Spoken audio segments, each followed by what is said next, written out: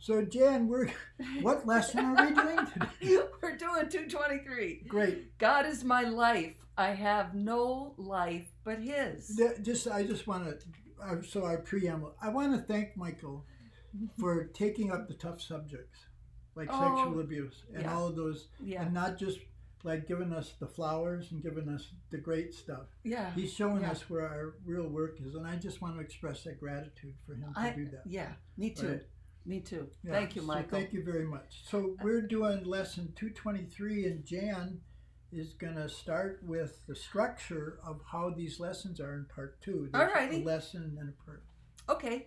So you probably are already aware that when you see the typeface regular, that's the teaching. And when you see it in italics in part 2, that's a prayer. And that prayer can be put into your own words. Read it first as it is, but then if you want to, put it into your own words so that you're praying it from your own heart, so that it really resonates with you. So, for example, the first line of this prayer, Our Father, let us see the face of Christ instead of our mistakes. I might say, when I'm praying this in that meditation, I might say, Our Father, let me see every person as the Christ instead of seeing them as a body. So I've put it into words that have they go in deeper, and yet it's true to what is written here. Mm-hmm. That whole idea of instead of our mistakes refers to the first line of the teaching. Right. So, yeah, and we're going to get into that, but here's why this is important to put it in your own words or use those. I generally memorize them. But what Jan is referring to, as long as you see this thought system as something that's given to you from somewhere else, you're not going to have the same ownership. So what the Course is saying is that if you're going to follow this path, this is your thought system. Yeah. It's not something that's being imposed on you from the outside. Yeah. So if you're going to follow it, then if you have ownership of that thought system, then you'll have dedication to it. Then you'll be willing to put into the time of it. Right. But as long as it's something that's coming from somewhere else, we don't have the same commitment to the material. Yeah. So it's like making this material my own. This is coming from my heart, and coming from within me. Right.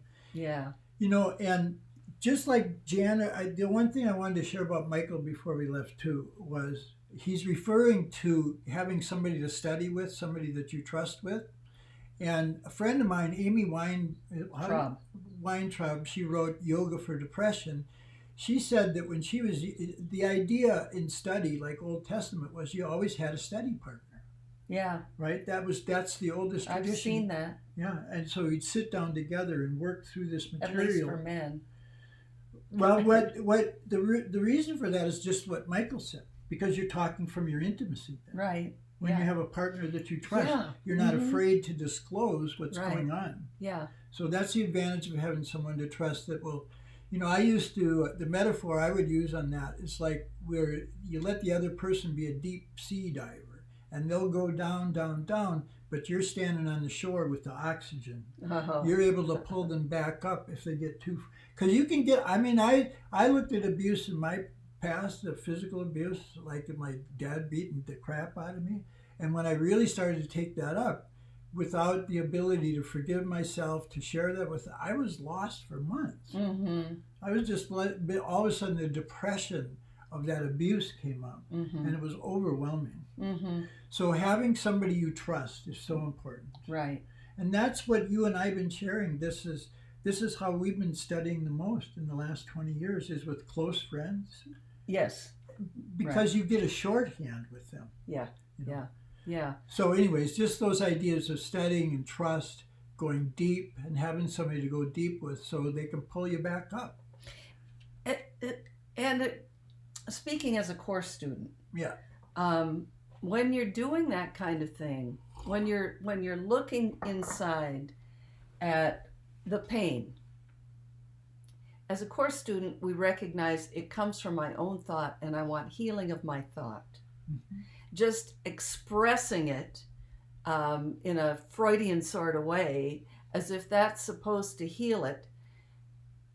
That's not the Course. The Course says you bring it up to be healed at the thought level. Then the emotional pain is healed. So, So what you're saying is there's this process whereby first it's a thought, then the emotion, and then we tend to physicalize. Well, if you, I mean, you can be emotionally sick because of your thoughts, your memories, and so on. If that's not taken care of, sometimes it goes into the physical body. You can tell that your emotions have a physical component, and they can continue if you don't address it, or it might show up in your relationships or your finances or repeated car accidents, whatever it is. So let's reinforce again what the Course is saying continually about this idea that it's your thoughts that produce your experience. So in that prayer in part 2, he's saying, first you hear this a bunch of times and you sort of accept it. Mm-hmm. Like, I can think differently about store clerks or something. Yeah, right. Something you don't seem to be that invested in. But then slowly on, you begin to see the power of your thoughts. Right. And that's what we're defended against, is seeing that we really are free and our thoughts are powerful. Right. So it's a process where this is why having somebody to trust, somebody to be gentle with you is so important, because these can be very painful thoughts that come up. Right. And you want the power of them to come up, but you want to see what? I want to discover the power of my decisions. And make a new decision. And make a new one. But I need to learn how powerful my decisions are, because everything I experience is what I made up. And that takes a lot of learning and willingness. But it's a willingness to let all that stuff come up. Yeah. Yeah. So the pattern that the Course uses repetitively is we allow ourselves to see our mistakes, and then we give them to the Holy Spirit right away. It says, free yourself quickly. You can't free yourself. Let's say you have an anchor that's stuck in the mud. Yeah. You want to be free. So you pull that anchor up, but you don't just keep looking at it and dropping it back down into the mud and pulling it up again and dropping it back down. You free yourself quickly, recognizing that something is anchoring you down to the pain, and you give it to the Holy Spirit. And then you allow a new thought and perception to come out. So, and that's the point would you agree?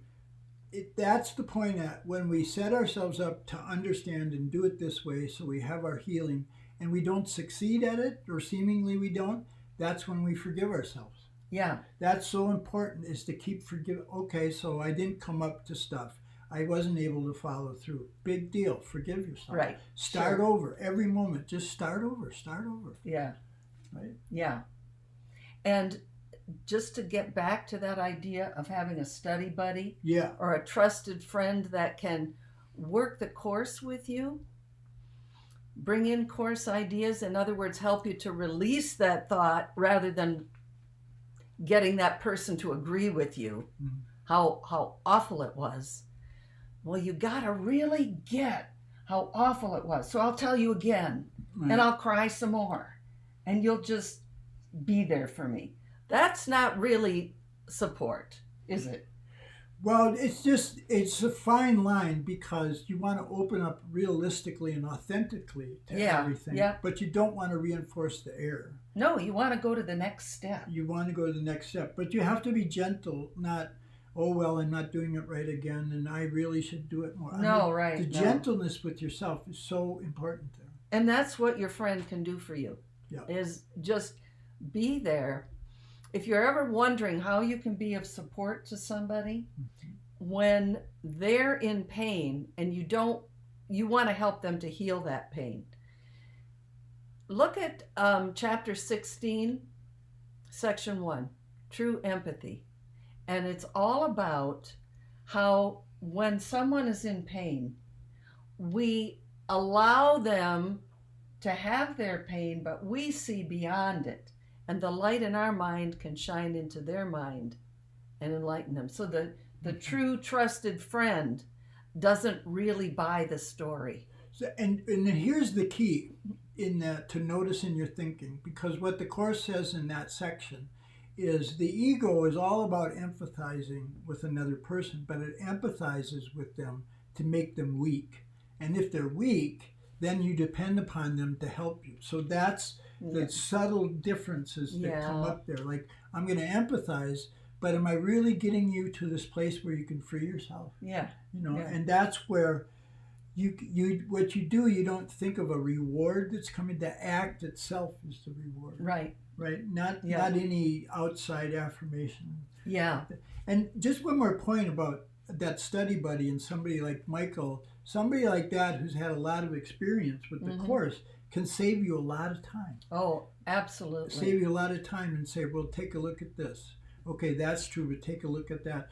I mean, I would not have the understanding of the Course that I have unless I'd have had teachers that had put the effort into it and put the time into it, and being grateful for them for that, for their, their absolutely experience. So maybe we should talk about the lesson. Okay. So you were mentioning that there's two parts to these lessons in part 2, and one is the explanation of the lesson itself, right?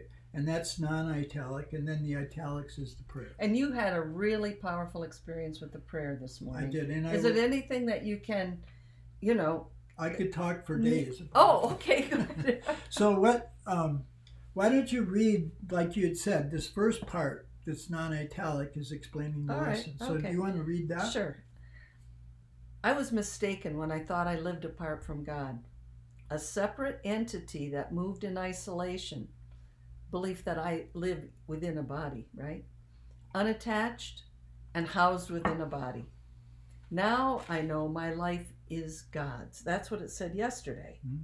God is my life. I have no life but Him. Yeah. Now I know my life, that undefinable thing that's the power of me. Yeah. My life is God's. I have no other home, and I do not exist apart from Him. He has no thoughts that are not a part of me. And in other places in the Course, when thoughts are capitalized, it means other beings, people. He has no thoughts that are not a part of me, and I have no thoughts, but those which are of Him. Yeah. So we live in mind. The point of this, as I took it, is we live in mind, and mind and spirit are pretty much synonymous in the Course. Yeah. So. So talk about the prayer. So one of the things this lesson is doing, as it's going to do in part 2, big time, is to get us to see that our forgiveness that we practice and we learn is offered often to some personality attributes of this other person, or we're forgiving a situation, or we're forgiving events. That's how our forgiveness practice presents itself to us.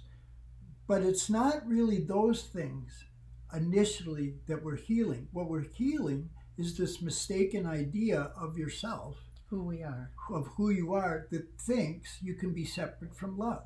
Right. That's the basic separation idea. I'm separate from love. And when you're suffering, that seems to be the experience that validates I'm suffering from love. Yeah. So what this is highlighting is your only mistake, the reason there's no order of difficulty in miracles, is you can correct your idea of yourself right now. I am as God created me.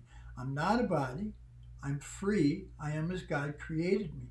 And so when we correct what we think we are, everything else falls in from there. It does. Because that's now my purpose, which is a purpose I can share with you. I can't share my private history and private language and I can share with you this one idea that accept the atonement for yourself. Salvation is for everybody. Like Jan said, this applies to everything and everybody now.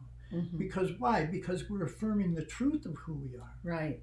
Yeah. Right? And that's the important part to keep coming back to in, the teachings of Jesus through the Course. The big change is just like the Eastern self-realization.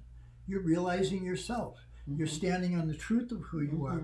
You didn't separate from that. That self is there right now, and it's working with your thoughts. Right. It's working with everything. It's like in that one lesson, I'll be still an instant. It says, the one being of heaven, the all-powerful being of heaven, appears to you as a small child.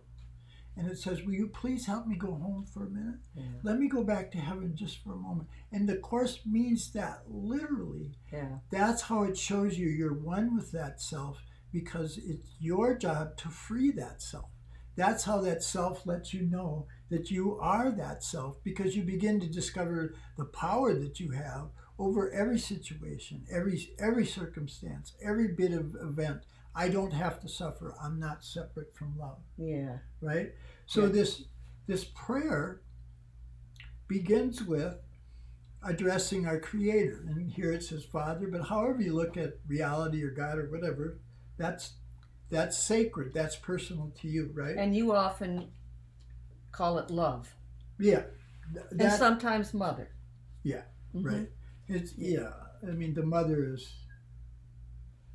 That's okay. I mean, for some senses, the mother is so much more nurturing than the father. But in any case, the first line in the prayer is addressing the fundamental mistake. And what it's saying, here's forgiveness for you. Forgiveness isn't just about that personality attributes or the events or the circumstance. Forgiveness is about who you really are. And here you can see the face of Christ in everybody, in every situation. That can be what you're perceiving from. That's what you extend out, and that's what comes back to you. And that's your only perception. I'm standing in a perceptual state of reflecting the truth of who I am, and I share that with everyone. There is only one life, and that I share with God, and that is the Christ.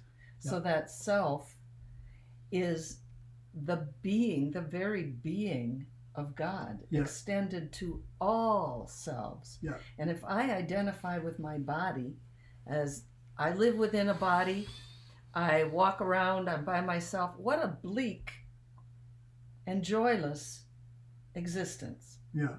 The way that we find the joy that God intended for us is to break out of that identity and to say, I am one with you. And the Course is telling us if we can do that with one person, then we know who we are, and we know we can go beyond that with everybody, and that will generalize. So it's sometimes I think of it as like sometimes you have like soap bubbles, and you have two soap bubbles, and they come together, and they actually become one bubble. If you went through your life thinking I'm just a little bubble and I'm defined by this film that gets these little black dots and then pops, if that's who I am, too bad for us.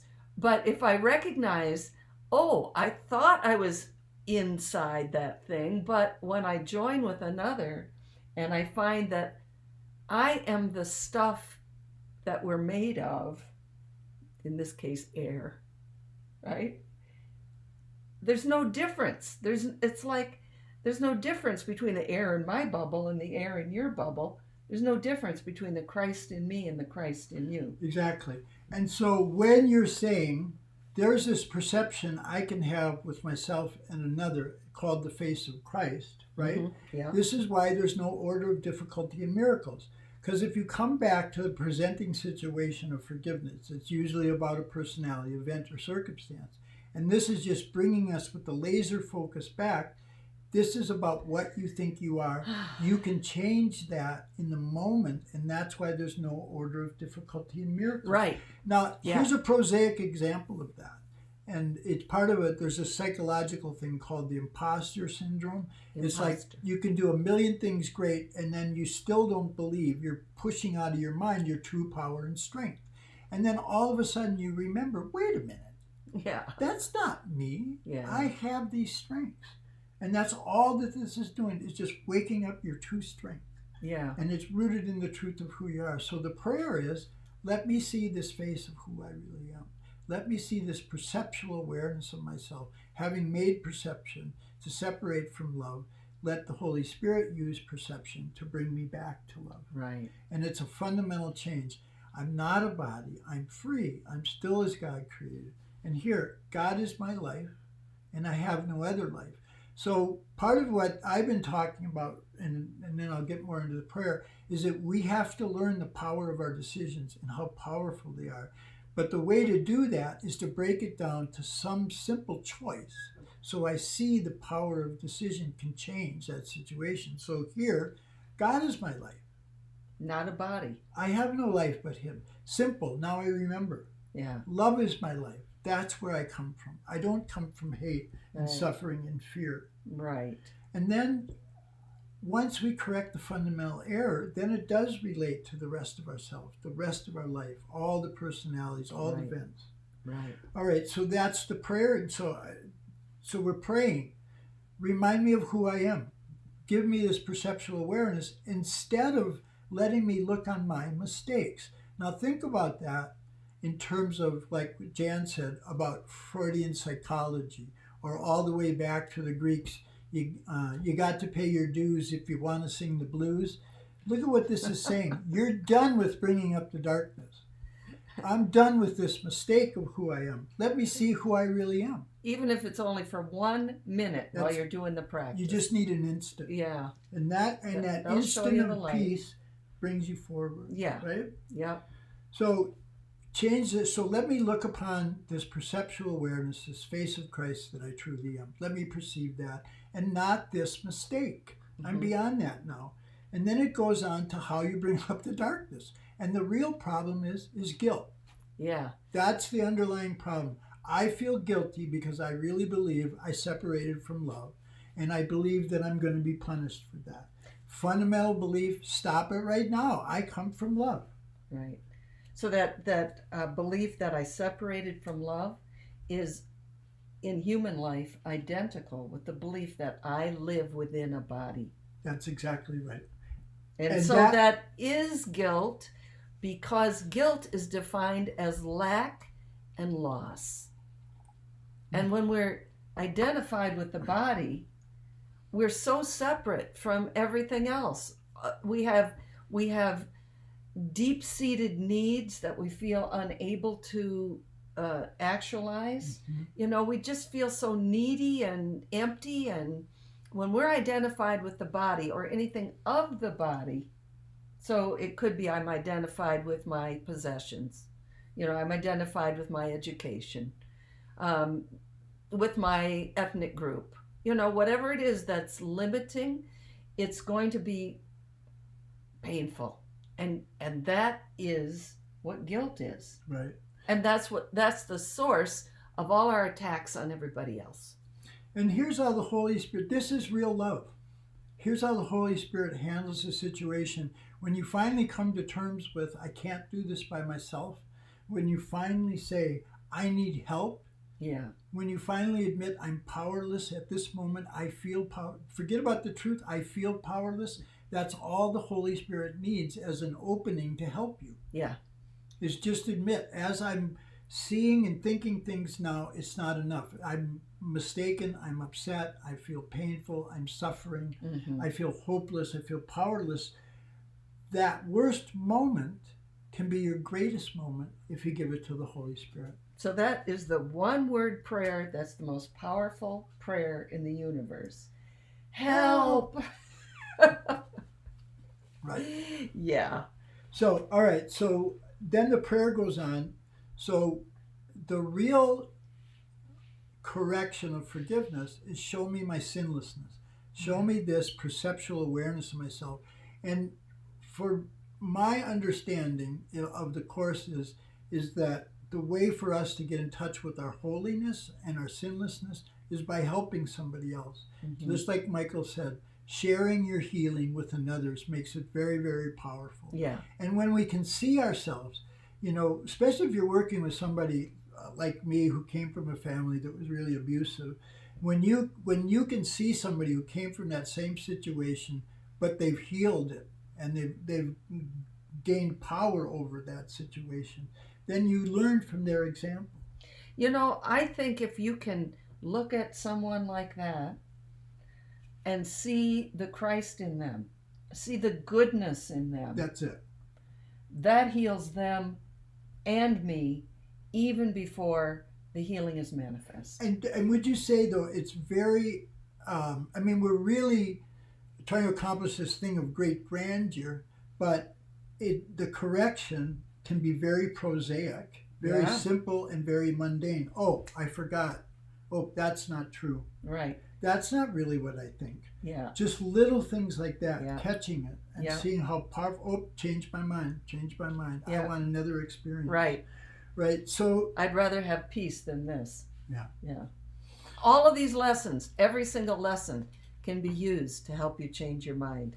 So the prayer goes on here that guilt isn't just this experience, this emotion that's coming up for you. Guilt says to you, you're not the child of God.